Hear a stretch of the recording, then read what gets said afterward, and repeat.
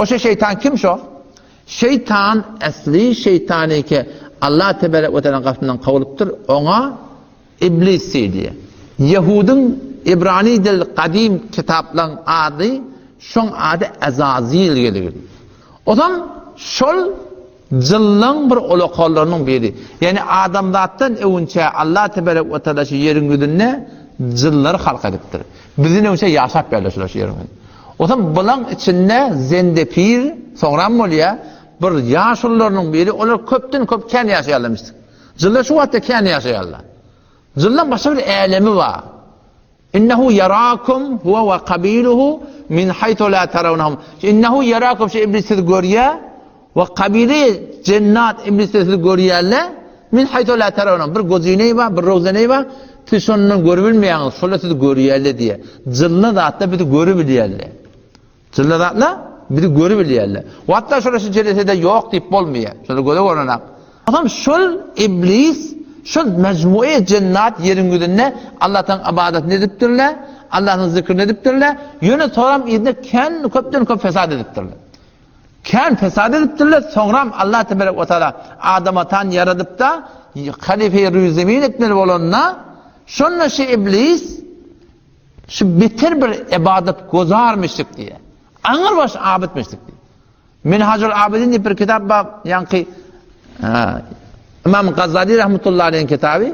Şunu ben okuydum. Şol şu kadar abetmiştik. Yerin güdüne bir karşı yer koymaptır. Secde ediptir diye Allah Teala. Şu kadar secde ediptir Allah Teala. Şu kadar abetmiştik. Şu kadar Huday'ta ibadet güzarmıştık. Ama yürekte Allah razı olsun diyen maksat yokmuştuk. Ne mi maksat belki? Ha, şol alma bilen, bilme bilen şol yankı iblis şunu biliptir diye ki Allah Teala yerin güdüne bir başlık tıkacak boluyor. Halife tıkacak boluyor.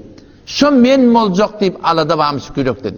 Ve kâne minel kafirin. Avvallan enkar edildi, yöne yüde çıkartıldı. İhlas yokmuş anırda. O zaman şunun ibliste şu kadar ilim var diye, şu kadar ilim var diye şunla, keşif feriştelere dert verilmiş oturup.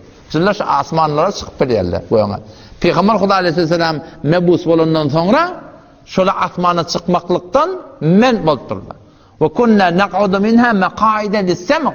Biz avval şu asmanlarda yerde eşitmekliği oturan yerlerimiz vardı diye.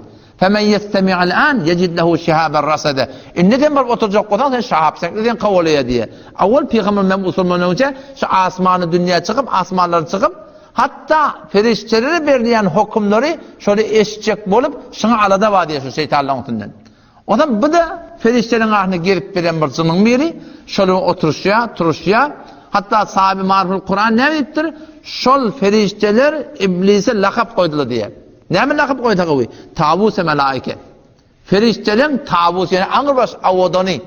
Kimlerden şu? Ferişte mi ya? Ferişte değil o. Kâne minel cin. Cinlerden bu yönü zillerden de olsa atmanı çıkıp biliyor, ferişteleri bilen katlaşıp, malakım şol malakım, ilmi bahsi ilmi edip, oturup durup, şolara zat öğretiyen zilden vermiştir. O zaman vakti ki Allah Tebarek ve Teala, Adam'a Tanrı yarat ya, o zaman tamamı feriştelere secde etmekle buyuruyor. وَاِذْ قُلْنَا لِلْمَلَائِكَةِ اسْجُدُوا لِآدَمْ Yatla ol vaktini ki Allah ayttık diye, lil melaike feriştelere uscudu li Adem secde edin Adam'a deyiptir Allah Teala. Adam'a secde etmeli olurlar. Ondan fesecedu hemme ferişteler kulluhum ecmaun. Bar yok ferişte olsa hemme Adam'a Allah'ın hükmünde secde ettirildi. İlla iblis şöyle arasında gelip veren her zillerden iblis var da şöyle secde etmektir. Fefesekan emri rabbihi öz Rabbinin hudayının desturundan çıkıp da secde etmedi diye. O zaman bana değildi diye sen ne secde etmedin? Ne mi sebep olsan secde etmekten? Onunla deyildi ya halaktani min nar ve halaktav min tin. Beni o attan yarattım. O at bir kıdırıp duranda yakıp yol parayanda göğün uçuyor. Ve halaktav min tin. Beni palçıktan yarattın. Şu palçık ayağa aşağıya basıp beti. O ayaklara da girip beti.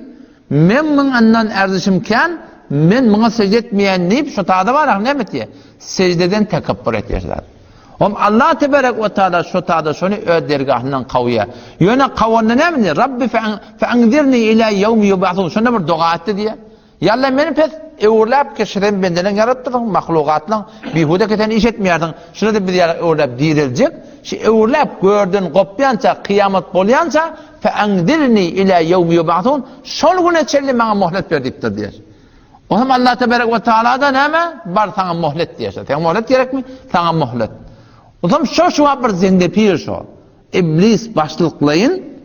Ve şonuň da eliniň aşagyna nagadar ha zilla ba. Zilla da bir ýalak. Ve enne minnel muslimuna ve minnel qasitun diýär Kur'an.